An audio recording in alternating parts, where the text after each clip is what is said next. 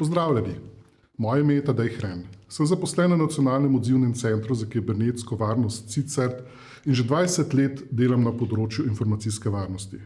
V teh 20 letih se je na tem področju ogromno spremenilo.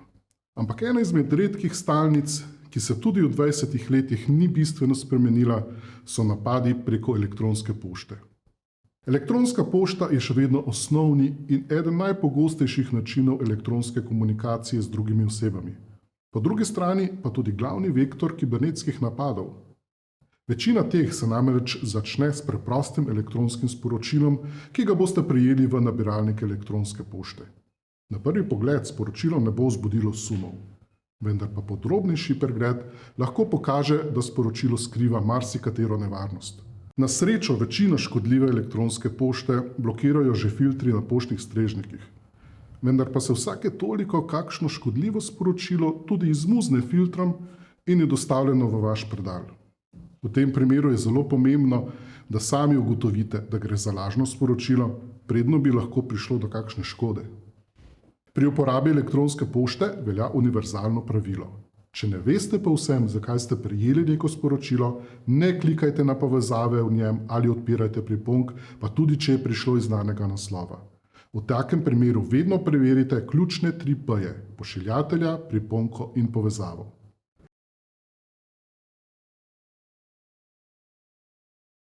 Eden izmed najbolj očitnih znakov, da je z elektronskim sporočilom nekaj narobe, je ta, da je poslano iz nekega čudnega naslova.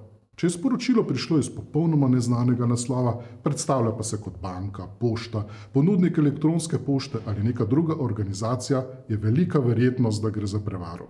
Vendar pa pazite, tudi če se vam kot pošiljatelj prikaže znano ime, gre lahko za prevaro. Spletni goljufi znajo namreč tudi ponarediti pošiljatelja elektronskega sporočila, tako da na prvi pogled izgleda, kot da ga je poslala znana oseba ali organizacija. Če se na računalniku z miško premaknete nad ime pošiljatelja ali pa na telefonu prikažete več podrobnosti, se vam bodo prikazale še dodatne informacije o pošiljatelju. Če boste v dvomih, raje pokličite pošiljatelja po telefonu in ga vprašajte, zakaj vam je poslal sporočilo. Saj veste, kaj pravijo. Previdnost je mati modrosti. Tudi povezave v neobičajnih elektronskih sporočilih so lahko škodljive in tudi tu velja enako pravilo. Če niste prepričani, ne klikajte. Pa tudi, če se še tako mudi. Imejte v mislih, da napadalci lažno sporočilo napišejo na tak način, da je potrebno hitro ukrepanje. Naprimer, napišejo vam, da se morate prijaviti v račun, drugače boste ostali brez elektronske pošte. Ali pa da morate preko povezave v sporočilu vpisati svoje osebne podatke, če želite še naprej uporabljati spletno banko. Vendar pa povezava v lažnem sporočilu vodi drugam, kot je napisano. Taka prevara se imenuje phishing napad oziroma ribarjenje in je najpogostejši način, kako vam napadalci ukradejo gesla, osebne podatke, podatke o kreditni kartici, celo dostop do spletne banke ali mobilne denarnice. Za bolj podroben opis prevare vas vabim, da obiščete našo spletno stran Varni na internetu. Kako pa preverite, kam vodi povezava v sporočilu? Povsem enostavno. Na računalniku se z miško postavite nad povezavo, na telefonu pa na dolgo pritisnite na povezavo. Pri tem seveda pazite, da povezave po pomoti ne odprete. Tako se vam prikaže točen spletni naslov, kam ta vodi. Če naslov ni povsem enak kot pravi, potem ne odpirajte povezave. Veliko bolj varno je, da spletno stran odprete preko zaznamka ali spletnega iskalnika. Kaj pa, če je povezava zelo podobna pravemu naslovu? Tudi v tem primeru velja pravilo. Če ste v dvomu, ne kliknite. Naprednejši napadalci znajo namreč pripraviti tudi tako povezavo, ki izgleda skoraj povsem kot prava. In še tretji P, ki ga morate preveriti, to pa so priponke. Te so lahko še bolj nevarne kot povezave, saj lahko vsebujejo škodljivo programsko kodo ali po domače računalniški virus. Spletni napadalci vas bodo poskušali na najrazličnejše načine prepričati, da odprete priponko. Tipičen primer so lažna sporočila, v katerem vam pošljajo račun za neko neznano storitev. Lahko vam celo zagrozijo z izvršbo, če ne boste takoj plačali priloženega računa. Če priponko odprete, se računalniški virus povsem potiho aktivira, vam ukrade vsa shranjena gesla, napadalcem omogoči popoln nadzor nad računalnikom, na koncu pa vam še zašifrira vse slike in dokumente. In to se lahko zgodi tudi, če imate nameščen posodobljen antivirusni program, ki je sicer eden od osnovnih elementov tehnične zaščite računalnika. Na koncu si poglejmo nekaj tipičnih primerov lažnih sporočil. Tole sporočilo izgleda, kot da ga je poslal ponudnik naše elektronske pošte. Opozarja nas, da če hočemo še naprej uporabljati naš račun, moramo klikniti na povezavo in vpisati svoje podatke. S tem se bo naš račun ponovno aktiviral. Zdaj pa poglejmo podrobnosti. Kot pošiljatelj je navedeno ime administrator. To je načeloma v redu in po pričakovanjih. Vendar pa, če pogledamo elektronski naslov pošiljatelja, se tam nahaja nek osebni elektronski naslov, kar pa je že sumljivo.